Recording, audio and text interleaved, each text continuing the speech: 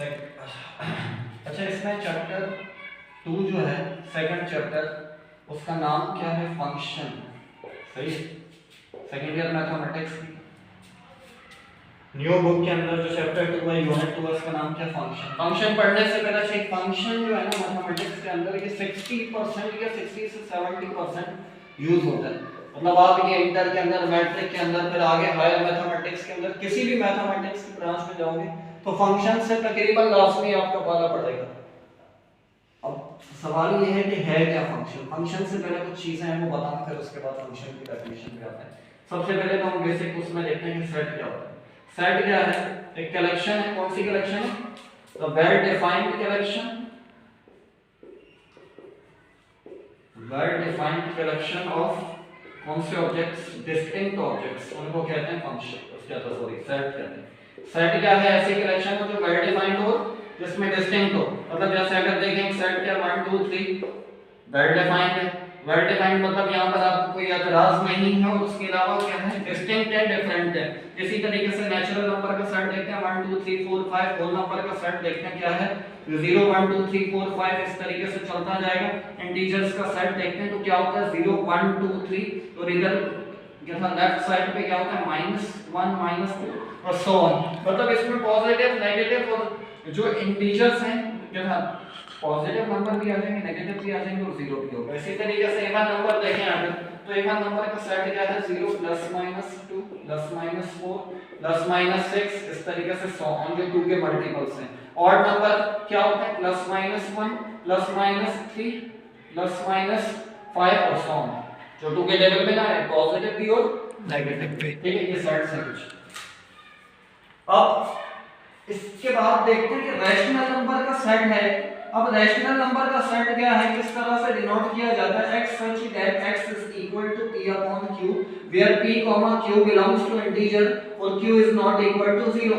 मतलब ये इस तरीके से लिखा जाता है x कोई नंबर, x अब वेरिएबल है, इसके अंदर नंबर रखेंगे हम, तो किस तरीके से है? x such that x is equal to p upon q। p क्या है? p और q दोनों कौन से होने चाहिए? इंटीजर होने चाहिए। इंटीजर अभी हमने देखा कौन सा है? पॉजिटिव नंबर भी, नेगेटिव भी और जीरो भी। मगर यहाँ कंडीशन ये है कि डिनोमिनेटर वाला जो नंबर है ना वो जीरो नहीं होना चाहिए, नॉन जीरो होना चाहिए। मतलब आप इस तरीके से लिखो 1/2, ये भी इंटीजर है, ये भी इंटीजर है, 2/5 5/7 -7/10 -10/1000 इस तरीके से। पॉजिटिव भी हो सकता है, नेगेटिव भी हो सकता है, क्या होना चाहिए? इंटीजर अपॉन इंटीजर, बस डिनोमिनेटर में जीरो नहीं होना चाहिए। कोई नंबर आपने देखा डिनोमिनेटर में जीरो नहीं, ये अनडिफाइंड हो जाएगा। ठीक है, तो ये रैशनल नंबर है।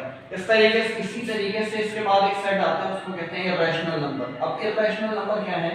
x such that x is not equal to p upon q, जो इस तरह से ना लिखे जा सके वो क्या होंगे? इरैशनल होंगे, और जो लिखे जा सके वो क्या होंगे? रैशनल होंगे। p, q belongs to integer and q is not equal to 0। ठीक है, तो ये क्या है? Irrational number. इसमें आते कौन से हैं? इसमें कौन से हैं? स्क्वायर क्या था? ये जो अंडर रूट है इसके अंदर कौन आता है? इस रूट के अंदर कौन से आते हैं? Non perfect square. ठीक है, जिसका जो किसी के स्क्वायर ना हो। ठीक है, जो किसी के क्या हो? स्क्वायर ना हो। जैसा कि अगर हम देखें 9, अब 9 क्या है? किसी का स्क्वायर है, किसका? 3 का। तो ये क्या है?